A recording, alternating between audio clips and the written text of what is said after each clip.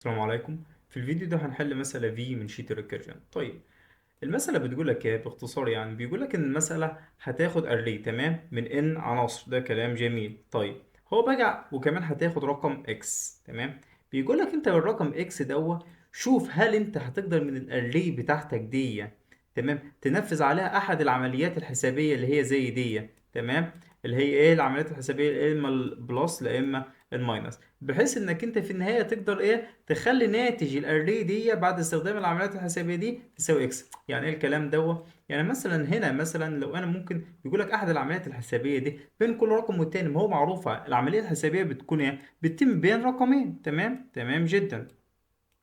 طيب، فانا مثلا بين الثلاثه والواحد مثلا هحط البلس تمام، وبين الواحد والواحد والخمسه هحط البلس، فناتج كده الاري بتاعتي بكام بالظبط؟ بتسعه. طب هل التسعه دلوقتي هتساوي الاكس؟ لا، هو بقى عاوز يعرف هل في طريقه معينه تقدر تخلي التسعه الاري دي ناتج الاري بتساوي الاكس.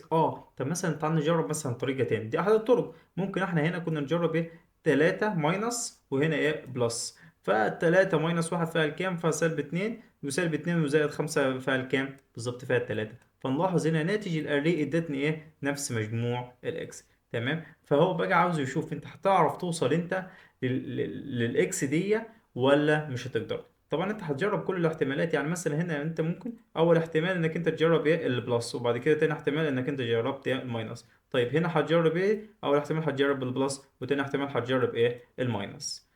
تمام، وهتشوف هل انت في واحدة هتقدر توصل للاكس ولا لا. خلينا اديك هنت. في البداية انت عندك ايه العمليات اللي انت هتقدر تستخدمها؟ عندك حاجتين، البلس والماينس تمام. وانت لما هتيجي تستخدمهم، ما دي شيء منطقي يا جماعة، العمليات الحسابية بتتم بين رقمين تمام. فانت دلوقتي قدامك انت انك انت هتستخدمهم هنا او هنا او هنا او هنا. فانت شوف انت هتقدر تستخدم، فانت تقدر تستخدم العمليات دي ازاي بين كل رقمين. ولاحظ حاجة، انك انت هتستخدم البلس او الماينس، فمعنى كده انك انت عندك الاحتمالين يعني، وانت لازم تنفذ ايه الاحتمالين. فانت فكر كده انت ازاي هتعرف فين تنفذ ايه الكلام ده. في البداية خلينا نكون فاهمين كويس ايه ان العملية الحسابية بتتم بين رقمين. يعني ايه؟ يعني عشان اعمل بلس او ماينس لازم يكون عندي رقمين تمام. فعندي نمبر 1 ونمبر 2 تمام. فهنا هحط ايه، هحط مثلا بلس او ماينس. تمام، حلو جدا. بس المهم يكون عندي ايه رقمين. طب وده هيثبت لي ايه او هيوصلني لايه؟ هيوصلني اللي انا هنا لما يكون مثلا عندي عدد العناصر خمسة، او هنا كانت عدد العناصر كام؟ اتنين تمام. والعناصر اتنين دي ادت لكام عملية؟ ادت لواحد عملية. تمام، يعني كام اللي هو عدد ال n ناقص واحد. طيب هنا هنلاقي ايه برضو؟ هنا هنلاقي بين ادي رقم والتاني، وبين عملية، وبين رقم والتاني، وبعد كده عملية اتنين، بين رقم والتاني ادي تلات عملية، وبين رقم والتاني. يبقى معنى كده ايه؟ ان العمليات هتكون هنا. يعني مفيش اي عملية هتتم قبل الرقم، قبل اول عنصر، ومفيش عملية هتتم بعد ايه اخر عنصر. تمام، فاحنا لازم نكون فاهمين دي كويس. تمام، هنا اربع عمليات اقل من ال n بايه ناقص واحد. طيب تمام، كلام جميل. وبما ان هو عاوز يشوف هل في طريقة تقدر توصل لي الكلام ده، توصل لي الاري بتاعتي دي اللي هو بيساوي التارجت. مش بيقول لك هل، يعني معنى كده إيه؟ ان هو سؤال استفهامي تمام، اللي هو هتبحث. تمام، وده اللي بتثبت ان هو ايه، بتثبت الريكيرجن ده الجوريزم، سيرشنج الجوريزم تمام، بيعمل بحث. تمام، فانت دلوقتي عشان تعمل بحث، فانت لازم ايه عندك انت، هو بيقول لك اعمل بلس او ماينس، فمعنى كده او بالظبط. يبقى انت هتجرب كل الاحتمالات يعني بين الرقم والرقمين دول. اول حاجه هتجرب ايه؟ هتجرب البلس تمام، وبرده تاني مره تاني هتجرب الماينس تمام، وهتنتقل للي بعده الاثنين والثلاثه ده هتجرب البلس، ومره تاني هتجرب ايه الماينس، وهكذا وهكذا وهكذا. تمام، فانت هتفضل ايه تعمل العمليات دي كلها. تمام تمام. فالتري بتاعتها هتكون ازاي بقى؟ التري بتاعتك بقى هتبقى ماشيه ازاي؟ هنا احنا هنلاحظ اللي احنا طبعا التري بتاعتك انك انت لازم انت تعمل، انت بتعمل عمليات حسابيه بين ايه رقمين، فمعنى كده انك انت هتمشي بالظبط، هتمشي على الاندكسات. طب عاوزين نلاحظ بس هنا ايه اول حاجه، احنا اتفقنا ان العمليه الحسابيه بتتم بين رقمين تمام. فاول عمليه حسابيه هنا هتتم بين ايه اندكس واحد واندكس ايه اندكس صفر واندكس واحد اللي هم هنا. تمام، فمعنى كده الاول اندكس زي ما اتفقنا مفيش اي جاب له عمليه حسابيه، فانت هتبدا ايه بالظبط من اول هنا. تمام، ونلاحظ اللي هنا برضو نفس النظام. فانت عندك انت الصفر خلاص عادي. اول عمليه حسابيه هتتم بين بقى مين بالظبط؟ بين الصفر والرقم ايه اللي بعده. طيب، ده كلام جميل. احنا طبعا هنمشي على الاندكسات، برضه نكتبها هنا. عشان ما يكونش هنا الواحد، لا ده كمان ده واحد. تمام، فاول حاجه هنا دلوقتي انت الصفر او اندكس الصفر ده هتاخدها مع اندكس واحد. تمام، فانت دلوقتي قدامك طريقين صح، قدامك لا اما تروح للبلس تاخدها بلس مع العنصر اللي بعدك، لا اما تاخد له ايه ماينس. احنا مش هو معتمد على العمليات الحسابيه البلس او الماينس. تمام، ودي او دي. تمام، فانت قدامك طريقين، يبقى انت هتعمل بلس لا اما هتعمل ماينس. تمام، فاحنا اول حاجه هنعمل عمليات حسابيه. تمام، العمليات الحسابيه اللي احنا هنتمها، وبعد اي عمليه حسابيه هو هيمشي للاندكس. تمام. تمام، فطبعا زي ما احنا قلنا هنا عندك عاملين، اول حاجه الرقم وبعد كده عمليه حسابيه وبعد كده الرقم التاني. فده اول رقم، وده بعد كده العمليه الحسابيه، وبعد كده اكيد هيروح للرقم التاني. يعني شيء منطقي، هو كان عند اندكس صفر فهيروح عند اندكس مين واحد. تمام، طيب هنا كان عند اندكس صفر وعمل بلس ماينس، وبعد كده برضه هيروح لاندكس واحد. طيب ده كلام جميل. برضه اندكس واحد هيكون قدامه ايه طريقين، لا اما هيعمل بلس تمام لا اما هيعمل ماينس. تمام، طيب وهنا الواحد برضو نفس النظام، لا اما هيعمل بلس لا اما هيعمل ماينس. حلو، حلو جدا. طيب وبحنا بعد اي عمليه حسابيه بيكون انت محتاج ايه بالظبط؟ محتاج عامل تاني. هو كان عند اندكس مين اندكس واحد، يبقى هينتقل لاندكس مين اتنين. صح جدا، وهنا هينتقل لاندكس اتنين. بالظبط نفس النظام، يعني هو تكرار يعتبر. تمام، فهنا هنلاحظ ايه بقى؟ هنلاحظ انت لو جينا نتخيل هنا ايه اللي هيحصل. مش انا كنت قلت لك اللي هو الريكيرجن ده سيرشنج الجوريزم، يعني ايه؟ يعني بحث. تمام، وكمان هو مش بحث كده وبس، لا ده برود فورس. يعني هيعمل ايه؟ يعني يعني هيطلع لك كل الاحتمالات الممكنه، وده اللي احنا اصلا عاوزينه، لان هو عاوز يعمل بلس او ماينس. تمام، وعاوز يعرف هل هيعرف يقدر، هل في طريقه تقدر توصل للاكس ولا لا. فمعنى كده ايه؟ عشان تعرف توصل انت او عشان تعرف تحل المساله، انك انت هتجنريت كل الحلول. تمام، هتجيب كل الافتراضات اللي ممكن تحصل. تمام، فهنلاقي هنا مثلا لو كان عندي ال n مثلا بتلاتة. تمام، فهنا هيكون ايه اللي عندك؟ اول احتمال، اول حاجه هيبقى عندك اهو ادي الثلاث عناصر. تمام، فاول احتمال عندك انك انت هتعمل ايه؟ اهو عند الصفر، وبعد كده اول حاجه جاب لها مين؟ جاب لها البلس. تمام، طيب وبعد كده راح للعنصر رقم واحد. طيب ده كلام جميل، ادي واحد اتنين. طيب وبعد كده عنصر رقم واحد عمل ايه بقى؟ حط له هنا بلس. تمام، وبعد كده راح للعنصر رقم اتنين. طب ده كان ايه؟ كان اول احتمال اللي هو يعمل ايه الكلام ده كله. طب تاني احتمال ازاي؟ اللي هو هيمشي ازاي؟ ايه هيمشي كده. تمام، خلينا نغير الرقم اللون. هيمشي كده، اول حاجه ايه؟ لقى صفر، وبعد كده اداها بلس، وبعد كده نزل للواحد. تمام، من الواحد وبين الواحد والاتنين عمل ايه؟ حط ايه؟ ماينس. يبقى تاني احتمال اللي هو هيعمل ايه؟ لا ماينس.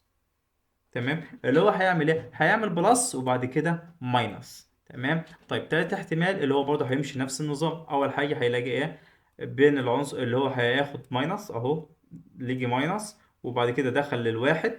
تمام، وبعد كده ايه؟ خد بلس. تمام، طيب اخر شجره او اخر احتمال اللي هو اخر فرع، هتلاقي ايه؟ خد هنا صفر، وبعد كده مشى خد الواحد، وبعد كده نزل تاني فلاقي ايه؟ لقي ماينس. تمام، فخد ماينس وماينس. تمام، طب ايه هو اللي احنا بنعمله ده؟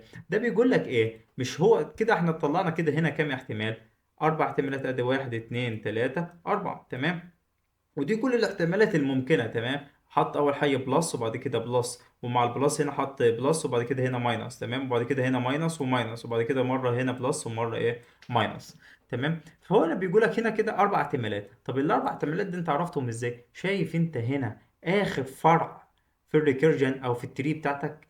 طب ولد لك آخر حاجة ولدت لك كام فرع؟ أدي واحد اتنين تلاتة أربعة بالظبط، هي دي العدد الحلول اللي عندك. طيب بيقول لك انت شايف الطريق اللي احنا ماشيين عليه ده اللي هو خلينا نعرف نعمل البلس والماينس. الطريق اللي انت ماشي ده عليه ده حل، ده احد الحلول. تمام، وان سوليوشن اللي هو بيقول لك اسمه ايه؟ اسمه باص. تمام، اسمه باص في التري. تمام، فالباص في التري ده بيرمز لايه؟ لاحد الحلول، وزي ما احنا قلنا اللي هو سيرشنج الجوريزم برود فورس، فهيولد كل الاحتمالات، وده احتمال منهم وده احتمال منهم، وهكذا.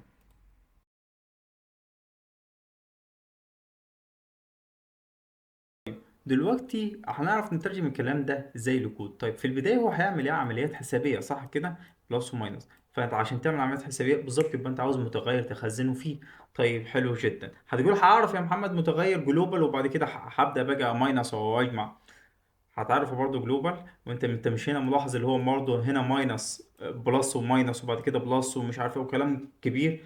فانت مش احنا اتفقنا قبل كده ان هو فانكشن ريكيرجن ده عباره عن ستيت، تمام، كل ستيت منفصله بذاتها. فانت ازاي انت هتعرف جلوبال وهو كل ستيت هنا مختلفه اصلا، مره بلس مع ماينس والكلام ده كله هيبوظ، فالجلوبال هتبهدل الكلام ده كله. صح كده؟ يبقى انت هتعرفه ايه، هتخليه جوه البارامتر عشان ايه، تحافظ على مفهوم الستيت. طيب يبقى انت دلوقتي هتعمل ايه؟ احنا عرفنا اللي هو متغير يبقى هيكون ايه، هنعمل عمليات حسابيه يبقى من فويد، تمام. واتفقنا اللي احنا هنعرف متغير عشان نحط فيه المجموع والكلام ده كله العمليات الحسابيه. طيب واحنا اتفقنا اللي احنا هنا بنمشي على ايه بالظبط، صفر وواحد اتنين اللي هي الاندكسات. ده كلام جميل. طيب حلو جدا. طيب هنا احنا هننتهي ميتا اول لما يكون احنا اتفقنا اللي هو الانتهاء بتاعك بيكون ميتا فرع بعد ما فرع بعد ما التري تكون خلصت. يعني لو هنا هيكون في فرع هيكون مين بالظبط؟ العنصر اللي بعده هنا كان اتنين اللي هو ان يعني. طيب يبقى الاي دي اكس لو هيساوي تساوي ان ساعتها ده ايه، ده بيس كيس عندك، فخلاص انت ايه اجف. طبعا احنا عاوزين نعرف الان هنا. طيب حلو جدا. طب دلوقتي انا عاوز اقول لك حاجه. طب خلينا ماشي، خلينا نروح للريكيرسيف كول. فانت طبعا عشان انت كده انت وصلت للبيس كيس، فخلاص كده انت المجموع بيجي دلوقتي انت معاك، فانت خلاص كده حلو جدا. فانت هنا انت ممكن تقول له ايه مثلا، سي اوت الصم، تمام، اهو.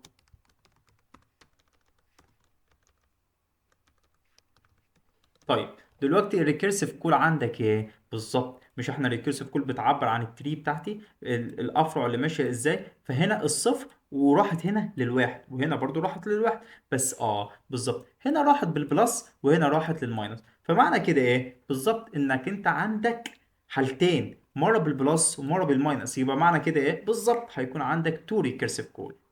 ده كلام جميل. يبقى هتعمل ايه؟ مرة هتريكرس بالبلس، تمام، هتعمل بلس، ومرة هتريكرس ايه بالماينس. طيب ده كلام جميل. طيب انا بقى عاوز اقول لك حاجة قبل ما احنا نبدأ بقى في الريكرس. هنا ملاحظ يعني، مش احنا اتفقنا قبل كده ان احد العمليات الحسابيه لازم تتم بين رقمين؟ طيب تمام تمام حلو جدا. فانت عندك ايه الطياره اللي عندك اول عنصر، تمام، واخر عنصر، دول الطايرين ما لهمش يعني حاجه تاني تتم بعديهم. يعني مفيش عنصر هنا هيتم عشان ياخدوا ايه مع عمليه حسابيه. طيب والاول عنصر مفيش اي حاجه هتتم ايه قبله عشان تاخد معاه عمليات حسابيه، تمام. ودي عشان ده اخر عنصر، فانت خلاص انت اديت له، عملنا له بيس كيس فخلاص فماتت، ادينا له على طول هو ده بيس كيس. طب هنا ازاي بقى مش فيش حاجه تاني هتتم قبله؟ طب انت عشان تبهدل الكلام ده، عشان تبوظ الكلام ده هتعمل ايه بالظبط؟ انت يبقى انت بدايتك هتكون من كام؟ من اندكس واحد بالظبط. ده ما خلاص كده كده موجود، فانت خلاص انت مفيش حاجه تاني هتتم قبله، مفيش عمليه هتتم قبله. فانت عشان تبوظ الكلام ده لا خلاص، يبقى انت هتبدا من ايه، اول اندكس، تمام. فانت هنا لما تيجي تستدعي فانكشن ريكيرجن مش هتستدعيها بصفر، لا، عشان صفر انت خدتها مع مين، عمليه حسابيه، هتستدعيها من اول ايه، من اول الواحد. حلو. من اول الواحد، تمام. ومعنى انك انت هتستدعيها من اول الواحد، طب فين قيمة الواحد؟ تمام. فانت كده كده انت المجموع بتاعك موجود فيه ايه بالظبط؟ مجموع موجود فيه قيمة اول عنصر، تمام. يبقى انت هنا في الصم هتقول له مثلا array of الصفر. طيب حلو جدا. خلينا مثلا برضو هنا نعرف في الاري بالمرة. خلاص. طيب يبقى كده معنى كده ايه؟ معنى كده خلاص انت دلوقتي عند اول عنصر وانت كده كده انت عارف قيمته، فهتقول له لا اما هتعمل بلس لا اما هتعمل ماينس. واحنا عندنا متغير، تمام، اللي احنا بنخزن فيه. واحنا اتفقنا اللي هو طالما هو واقف عند اي عنصر اكيد هيروح للاندكس اللي بعده، بس هيروح للاندكس اللي بعده بطريقتين، بالبلس وبالماينس. يبقى هيروح اول عنصر، هيروح للعنصر، هيزيد للاندكس بتاعه، بس مره الصم بتاعه ده اللي احنا بنخزن فيه، مره هياخد العنصر اللي هو واقف عنده بالبلس، ومره التاني هياخده ايه بالظبط بالماينس. وانا كاتب في، يبقى هنا اول حاجه هنا بلس ويبقى هنا ايه ماينس. الاري عندنا اسمها ايه، اري مش في. طيب ده كلام جميل. فهنا هنلاحظ ايه بقى، ايه اللي هيحصل؟ فدلوقتي انت هتبدأ من ايه؟ من اول اندكس واحد. فهو هيعمل ايه بقى؟ هيكون واقف عند اندكس واحد ده، تمام، وهيقول لي انت مرة خده بالبلس مع العنصر اللي قبله، والعنصر اللي يعني مع الصم. فالصم ده فيه ايه؟ فيه العنصر اللي قبلك. ومرة بيقول لك الواحد ده خده مع الصم ايه؟ بالماينس بالظبط. طيب التري بتاعتك هتبقى هنا الكود هيبقى ماشي ازاي؟ احنا بنقول الصم زائد الاي دي اكس اللي انا واقف عنده، زائد الاي دي اكس اللي انا واقف عنده. وانا قلت لك اللي احنا الصم هنبدا من ايه؟ من اول عنصر، تمام. فهو يعني هو هيكون واقف هنا اهو، ده اول عنصر، تمام، اللي هو اصلا فيه الصم. وبيقول لك الصم زائد الاي دي اكس اللي انت واقف عنده، اللي هو انت واقف عند مين؟ عند الاي دي اكس واحد، تمام. فانت مره هتاخد الصم بتاعك بالبلس مع الرقم اللي انت واقف عنده دلوقتي، ومره هتاخده ايه؟ مع الماينس اهو. الصم، صم زائد الاي دي اكس اللي انت واقف عنده، وصم ناقص الاي دي اكس. وهيفضل طبعا يكرر الكلام ده، هيوصل مثلا عند اخر حاجه هنا الواحد، وبعد كده هياخده بالبلس، تمام، وهكذا. بعد كده هيوصل طبعا لاخر حاجه اللي هو اتنين، هتوديه للفرع التاني وهتديله ايه بعديها؟ ايه؟ صفر، او بيس كيس، تمام. فاحنا بقى لو جربنا بقى الكلام نتريس الكود ده بقى، تمام. فانت دلوقتي انت خلاص كده هنا ماشي. خلينا نجرب ندخل الانبوت وبعديها الاكس. طبعا الاكس احنا معرفناهوش اصلا. سي ان الار اوف الاي. طيب يبقى احنا هنا محتاجين ان احنا كمان نعرف ايه؟ نعرف الاكس. طيب لو جربنا بقى، طبعا انت هنا وصلت البيز كيس، يبقى معنى كده لازم تحط ايه؟ ريتيرن. طيب لو جربنا بقى هنا هنلاقي ايه؟ احنا كان اول تيست ده تلات عناصر، واحد اتنين تلاتة. هنشوف بقى الاحتمالات. ادي تلات عناصر مثلا خمسة، واحد اتنين تلاتة، تمام. فمعنى اهو شفت بقى عمل ايه؟ طبع لي اربع احتمالات زي الاربع احتمالات اللي احنا عملناهم. ولو شفت انت بقى الستة دي هتقدر وصلت لها ازاي؟ لما انت جمعت التلات ارقام. طب والماينس اربعة لما انت نقصت ايه العمل، لما عملت هنا ايه بينهم كلهم ايه؟ ماينس، تمام. وهكذا من خلال طبعا العمليات اللي احنا عملناها. طيب دلوقتي فانت خلاص كده انت ولدت جميع الاحتمالات وتمام التمام. فانت هتعمل ايه؟ هتقول له بس هنا هتقول له لو الصم تساوي الاكس بتاعتك، فخلاص يبقى نعرف مثلا هنا متغير جلوبال بوليان مثلا، اوكي، تمام. ولو هو الصم وصل للاكس، فخلاص البوليان بتاعتك هيبقى بايه بالظبط؟ بترو.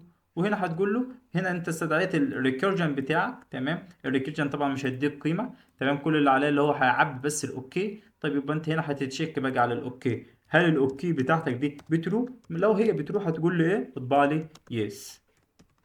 طيب غير كده طبعا ايه؟ اطبع لي نو. تمام. وتعالى بقى نجرب ايه؟ نصمت الكود.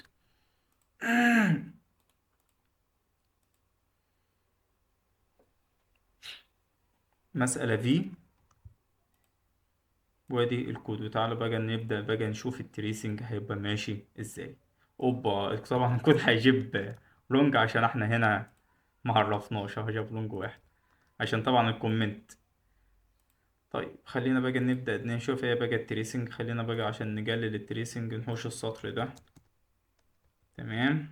وناخد بقى هنا ايه؟ ناخد سكرينة. طبعا نلاحظ اللي احنا بدأنا من كام اهو؟ جابت اكسبتد. نلاحظ اللي احنا بدأنا من كام؟ من اول عنصر، تمام، من اي دي اكس واحد.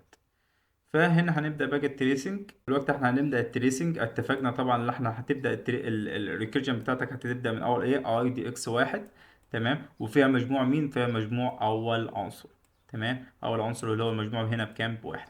طب هل هي بيس كيس؟ لا مش بيس كيس. طيب يبقى هنا هيعمل ايه؟ روح وليت لي اول حاجه هنا هيجيب لها ايه؟ هيجيب الريكيرجن، ريكيرسيف كول، تمام. هيروح يستدعيها على طول. طب بتقول لي اللي بعدها؟ طب ما هو واحده واحده يا طيب، واحده واحده. هو هيستدعي اول واحده وبعد كده يخلصها وبعد كده بنشوف اللي بعدها. طيب زي ما كنا بنعمل زمان، اللي احنا كنا بنستدعي وبعد كده بنشوف هل في تحتها ستيتمنت ولا لا تحت الريكيرسيف كول. طيب دلوقتي هيستدعي اللي بعده. هو كان عند اي دي اكس واحد، يبقى هيروح هنا الاي دي اكس بكام؟ باتنين. طب هو هنا عمل ايه؟ بيقول لك الصم بتاعك زائد الاي دي اكس اللي انت واقف عنده. طب الاي دي اكس اللي انت واقف عنده بكام؟ باتنين. طيب يبقى هنا هيساوي كام؟ تلاتة. يبقى الصم هنا بكام؟ بتلاتة. حلو. يبقى هنا هيدخل هو بيس كيس؟ لا مش بيس كيس. هينزل هيلاقي ايه؟ ريكيرسيف كول. هيروح يستدعي الريكيرسيف كول. طيب استدعيه. هو كان عند اي دي اكس بكام؟ باتنين. يبقى هيستدعيه بكام؟ بتلاتة. طيب الصم هنا كان بكام؟ بتلاتة. زائد الاي دي اكس 2. اي دي اكس 2 بكام؟ ب 3. يبقى 3 زائد 3 فيها الكام؟ فيها الستة. يبقى هينزل هنا هيلاقيها ايه؟ دي بس كيس. يبقى بقى هيبدأ يتشيك هل الصم اللي انت واقف عندها دي هتساوي الاكس ولا لا. لو بتساوي الاكس يبقى انت هتعمل ايه؟ خلاص هي الكونديشن ده هيتمالي. فمعنى كده ايه؟ اول حاجه، اول صم زي ما احنا كنا هنا مش بنطبع السي اوت الصم، فاول صم اتولد عندك هنا اللي هو مثلا بكام؟ الصم بتاعه بكام؟ بستة. تمام. فخلاص الفانكشن دي هتموت، هترجع بقى. هل هترجع لهنا هتسأله هل في حاجة تاني في الريكيرجن اللي انت واقف عندها دي او الست اللي انت واقف عندها دي، هل في حاجة تاني تحت الريكيرس كول اللي انت كنت واقف عندها دي؟ هتلاقي مين هيقول له ايوه عندي، هيقول له مين؟ اللي هو اي دي اكس واحد والصم ناقص اتنين. اي دي اكس واحد اللي هو بكام يعني هنا؟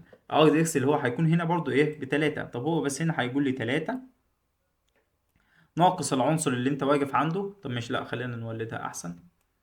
يبقى هنا هيدخل بكام؟ هيدخل الاي دي اكس ايه؟ بتلاتة. طب الصم هنا هيكون بكام؟ كان هنا الصم الستيت بتاعتك هنا بتاعت الصم كام؟ بتلاتة. طب والاي دي اكس اللي انت واقف عنده بكام؟ العنصر بتاعه برضه بتلاتة. يبقى تلاتة ناقص تلاتة فيها الكام؟ بالظبط. طيب يبقى هنا هتكون الصم بكام زي ما اتفقنا؟ اللي هو الصم هتكون بصفر. طيب اللي هو يبقى هنا تاني مجموع فهيلاقيها هنا بيس كيس، فخلاص هيموت كده كده.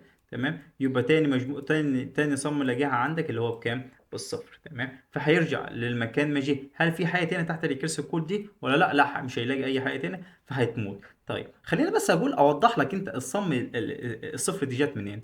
طب هي جت اصلا منين؟ جت من واحد زائد اتنين ناقص تلاتة. تمام. اللي هو مين؟ اللي هو تاني حلقة ادي البلس والماينس. تمام. فانت لاحظت هنا ايه؟ انا عاوزك تركز في الحته دي جامد. تمام. هو اول حل طبع ايه؟ اللي هو الواحد زائد اتنين زائد تلاتة، اللي هو مين؟ اللي هو الطريق ده. تمام. ده اول طريق هو طبعه. تمام. فتاني طريق هيعمل ايه؟ مش هو كان واصل لحد فين؟ هو كان ماشي كده. تمام. هو اول حاجه يجي دي اول ريكيرسو كول دي استدعيه اللي هو على اليمينه، واللي هو اول حاجه جبلتها اللي هو هنا اللي هو كانت البلس. تمام. اللي هو هنا ادي البلس. فاول حاجه جاب لها البلس. تمام. فبعديها عمل ايه بقى؟ نزل. فلاقي برضو لما دخل في الست اللي بعدها هيلاقي مين؟ لقي البلس. فهو مشى ايه؟ الطريق ده كده. تمام. فخلاص الطريق ده خلص ومات. تمام. فهيرجع المفروض كده اخر حاجه هو نفذها هنا لحد مين؟ هي دي اللي لسه ما ماتتش. تمام. طيب ودي اصلا كانت بتمشي اليمين والشمال، وانت اصلا نفذت اليمين، فدلوقتي دور ايه؟ دور الشمال، فهينفذ ايه؟ الشمال. فتاني طريق هيبقى ماشي كده، او طريق كده، وتاني طريق هيبقى ماشي كده. طيب دي مش انت نفذت كان ليها يمين وليها شمال، مش دي انت نفذت اليمين والشمال بتاعها، فخلاص كده خلاص يعتبر ماتت. طب مين بقى طب مين بقى ابوها اللي فوق اهو؟ بالظبط دي. طب كان هنا كان بيمشي لحد مين؟ كان بيمشي المفروض اليمين والشمال. طب هو نفذ دلوقتي اليمين، فدلوقتي دور ايه؟ دور الشمال. فهينزل برضو نفس النظام كده. هينزل اول حاجه هيجيب لها مين في الكود؟ اللي هو البلس. فهيخش على ايه؟ اليمين. فهينزل اليمين. تمام. فده الطريق ده خلاص خلص. تمام. والناتج ده خد طلع. تمام. فهيوصل لمين؟ هيروح ليه؟ للتشايلد بتاع للبيرنت بتاعته. ده تشايلد وده بيرنت. خلينا نركز طب الكلام ده. خليه يوصل مثلا لابوه، للمكان اللي هو مثلا جه من عنده. تمام. فهيوصل لهنا فهيساله هل انت كان عندك انت ايه الطرق اللي كانت عندك؟ هيقول لك كان عندي طريقين. طب اول طريق اللي انا هو اللي انا جيت من عنده. تمام. طب خلاص يبقى كده قاعد لك طريق التاني فنفذه بقى. يبقى انت التاني الطريق بتاعك هيكون ازاي؟ او كده اول طريق ده، وبعد كده تاني الطريق اللي انت نفذته كده فهيطلع لابوه، وبعد كده هينزل لمين؟ للي تحته. تمام. فادي الطرق اللي بيحصل الكلام ده بيتنفذ اصلا الكود ازاي في التري. يعني هو بيبقى ماشي بايه؟ بالمنظر ده. طيب نرجع بقى للكود التريسنج بتاعنا. طيب هنا كنا اخر حاجه نفذناها لها ايه لحد هنا اللي هو ايه؟ الصفر. ودي اتفقنا ان الفانكشن دي ماتت. طيب فهيرجع انت جيت منين؟ هتجيت من المكان ده. هل في حاجه تانية تحت الريكيرسيف كول؟ هيقول لي في حاجه تانية تحت الريكيرسيف كول اللي هو برضو ايه؟ الريكيرسيف كول ده. فهيروح خلاص روح ولده. طيب نروح نولده. هنولده مثلا هنا. طيب هو كان اي دي اكس بكام؟ كان اي دي اكس بواحد والصم بواحد. فهنا الاي دي اكس هتكون بكام؟ الاي دي اكس هتكون باتنين. طيب الصم بتاعك بيقول لي هنا كان بيقول لي الصم ناقص الاي دي اكس. ناقص الاي دي اكس اللي هو مين؟ اي دي اكس واحد. يبقى واحد ناقص اتنين. واحد ناقص اتنين فيها الكام؟ بالظبط فيها الماينس واحد. طب هل هي بيسكس؟ لا. فهيقول لي ايه بقى؟ روح استدعي لي فانكشن ريكيرجن تاني. استدعي لي اعمل لي ريكيرس كول تاني. فيبقى الاي دي اكس هنا هيكون بكام؟ بتلاتة. طب الصم ناقص واحد زائد الاي دي اكس اللي انت واقف عنده ده، اللي هو الاي دي اكس بتاع الاثنين اللي هو العنصر بكام؟ ب3. طيب ناقص 1 وزائد 3 اللي هي بكام؟ ب2.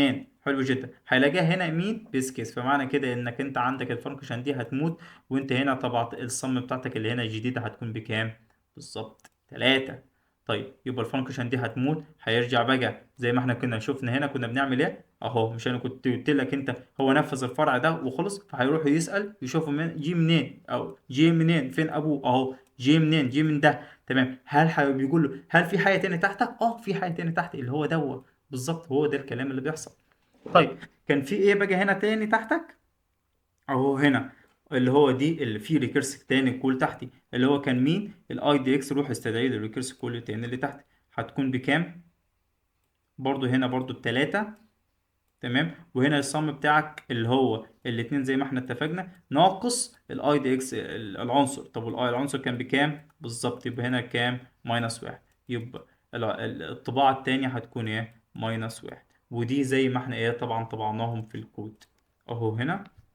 3 و3 مثلا اي رقم يعني، 6 و0 و2 و-4. طب انا متخبط تقريبا في الجمع. بالظبط يا جماعة، أنا متخبط في الجامعة. احنا اتفقنا ده اللي هو الصم هنا هيكون المفروض ب2. أنا لما جيت كتبته 3. تمام. وكمان هنا في الصم أنا كنت هنا المفروض الصم ب-1. أنا لما كنت برضو متخبط عملته ب2، ف-1 ناقص 3، فهيكون هنا كام؟ -4. تمام. واللي هو برضو إيه طبعها بنفس النظام. طيب احنا كنا حلينا المسألة بالفويد. طبعا احنا عاوزين نحلها ايه بأي نوع تاني من الريتيرن تايب غير الفويد. طيب انا عاوز بس اوضح حاجة تاني قبل ما ننتقل يعني نغير الفويد. انت كنت ممكن حد يفكر يقول ايه؟ طب ايه؟ طيب ما احنا مش قبل كده حلينا مسألة زي كده اللي احنا هنقول له ايه؟ خلاص يبقى خليها الاي دي اكس زائد. ما انت مش كده كده انت بتعمل كده يعني، انت بتزود او بتنقص، وهنا هيبقى ايه؟ ناقص. تمام. وهنحوش ايه؟ البارامتر ده.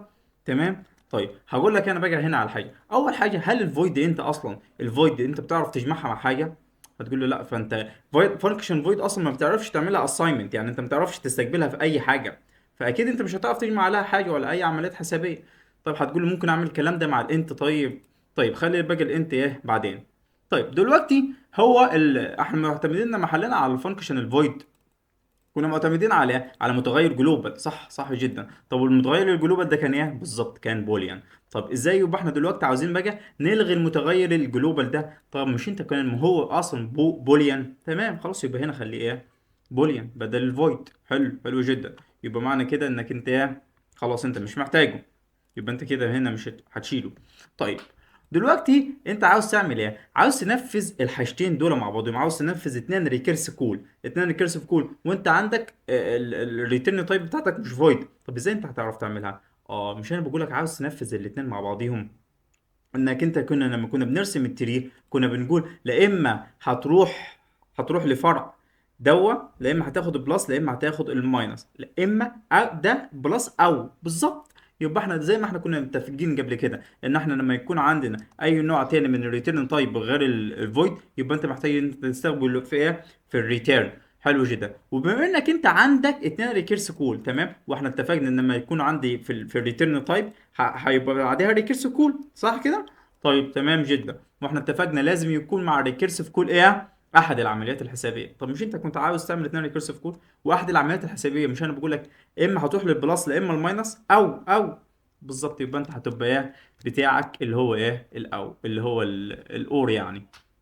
بس يبقى انت هنا عملت ايه بقى؟ عملت الاتنين ريكيرسيف كول، صح كده؟ عملت لا اما انت هتروح للبلس، تمام، اور هتروح ايه؟ للماينس. تمام. طيب يبقى انت هنا بقى لما تروح بقى للبيس كيس هتقول له ايه بالظبط؟ هنا كنا بنقول له لو الصم هتساوي الاكس يبقى ساعتها ايه؟ الاوكي بترو. لا يبقى هنا هنقول له ريتيرن الترو. بس غير كده طبعا هتريتيرن ايه؟ الفولس يعني else مثلا. طبعا الelse هنا انت مش محتاجها في حاجه، تمام، لانها اول هتجيب الريتيرن فخلاص كده كده خلاص ماتت، مش محتاج الارث في حاجه. طيب يبقى ادي ايه؟ ادي الحل بالريتيرن بالبوليان. تمام. يبقى انت هنا بقى هتستقبل هنا تحت كنت بتقول له اوكي، لا يبقى انت هتقول له ايه؟ مش دي هترجع في النهايه بوليان؟ تمام خلاص. يبقى انت تقول له بقى لو الريكيرجن بتاعتك دي بالبوليان هتساوي ترو، ادت لك ترو، فخلاص اطبع لي ايه؟ اطبع لي يس. تمام. وتعالى بقى نسبمت الكود. تمام، اهو الكود. وهقول لك بقى هنا ايه سبب بقى الانت بقى مش هتنفع. تمام، هتقول لي هو نفس الكود ده دلوقتي ونخليه ايه، اهو بيرن خلاص كده كده هيجيب اكسبتد. اكسبتد. طيب انت كنت هتقول لي ايه بقى قبل ما نروح للتريسنج. تمام، مع انك انت يعني التريسنج هو يعتبر، بس برضه خلينا نجرب ونعمله. طيب هنا انت كنت هتقول لي ايه، خلاص خليها دي انت، تمام زي ما كنا بنفكر قبل كده. تمام، وهنا هتقول لي ايه زي ما كنا بنعمل اللي هو الاي دي اكس زائد، وهنا الاي دي اكس ناقص. انا عاوزك بس هنا تعمل ستوب كده وتفكر. تمام، هي يعني هنا وكده كأن هنشيل البارامتر، وهنا الاور. تمام، عاوزك تفكر شويه كده. مش فانكشن الريكيرجن، طب يلا، مش فانكشن الريكيرجن في النهايه بترجع قيمه واحده بس. تمام، وانت عندك مجموعه من الاحتمالات. تمام، مش احنا اتفقنا اللي هو الريكيرجن ده الجوريزم سيرشنج الجوريزم، يعني هيديك مجموعه من الاحتمالات بروت فورس، عندك هنا 4 احتمالات. طب يبقى ازاي هو اصلا انت هنا معتمد ان هو يرجع لك قيمه؟ يعني انت في الانت هيرجع اكيد في النهايه قيمه واحده، وانت عندك 4 احتمالات، فانت ازاي هتعرف تعملها؟ طيب يبقى انت اصلا ازاي انت الريكيرجن بتاعك دي هيرجع قيمه واحده بس، هيرجع قيمه واحده بس، وانت اصلا عندك 4 احتمالات، فهو ازاي اصلا هيعرف يعملها؟ تمام، فالانت طبعا ايه مش هتنفع طبعا، بغض النظر عن الاور اللي هي هتبوظ الكلام ده كله. فانت حاول كده تعمل تبدا تتريس الكود كده بالاور. وشوف ايه اللي هيحصل. طبعا خلينا هقول لك مثلا اديك هنتايه ايه اللي هيحصل. دي الاور يا جماعه، الاور احنا لما هنا كنا بنقول ايه، الاور يعني الاور في النهايه هتقول لك ايه. يعني مثلا هنا لما تقول له 2 اور 5، تمام، دي بترو ودي بترو. الخمسه ده رقم صح كده، الاثنين ده رقم فبترو، والخمسه بترو. مش دي عمليات حسابيه اللي هي بتتم بين الاند والحاجات دي كلها، ففي النهايه هترجع لك ايه في النهايه؟ لا اما ترو لا اما فولس. فهي الموضوع باظ خالص اصلا. تمام، طيب دلوقتي تعالى بقى نشوف ايه التريس كود هيبقى ازاي. طيب دلوقتي هنعمل التريسنج كود. ادي التيست عندنا تيست صغير. طيب احنا اتفقنا طبعا ان الفانكشن الريكيرجن بتاعتك انت هتبعتها بكام؟ من اول اي دي اكس واحد، والصم هيكون فيها مجموع اول عنصر. طيب يبقى هنا هتبقى واحد وواحد، حلو جدا. مش بيس كيس، اول حاجه هيلاقي مين؟ هيبدا يستدعي فانكشن ريكيرجن تاني، ستيت تاني جديده. تمام، فهتدخل بقى الاي دي اكس هتزيد بواحد. تمام، والصم عندك انت كانت بواحد. تمام، هتضيف عليها العنصر اللي انت واقف عنده اللي هو باتنين دلوقتي. تمام، يبقى واحد زائد اتنين، يبقى هنا هتدخل الصم بكام؟ بتلاتة. تمام، هيلاقيها ايه؟ هيلاقيها بيس كيس صح كده. اه، فهيقول له دلوقتي هيتشيك. دلوقتي مثلا خلينا مثلا الصم مثلا الاكس، يعني الاكس هيكون مثلا بكام؟ بتلاتة. تمام، فهيلاقي الاكس دلوقتي الصم دلوقتي عندك بتلاتة. بيس كيس، فهيقول له الصم بتاعك بيساوي الاكس، هيلاقيها بيساوي 3. فساعتها هي هتموت وهتريتيرن ايه؟ هتريتيرن ترو. طيب مش انت دلوقتي عرفت قيمه الفانكشن اللي انت كنت دلوقتي عندها؟ خلاص ارجع بقى عوض فيها. طب يبقى معنى كده ايه؟ يبقى اول قيمه دي هتديك ايه؟ ترو.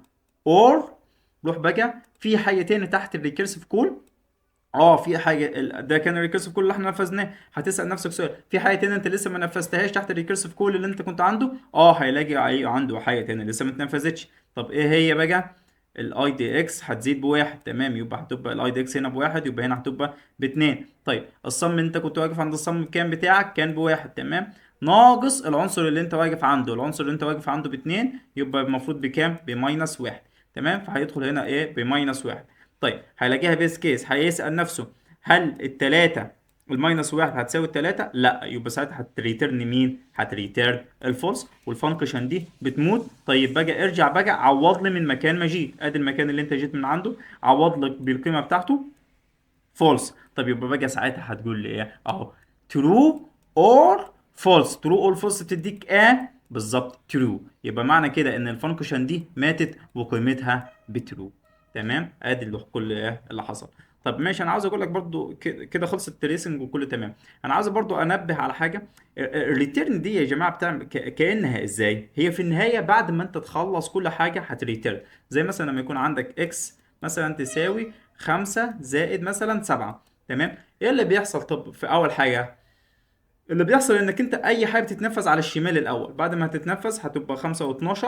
تمام، بعد ما خلصت هتبدا تصايمنت بقى للاكس. تمام.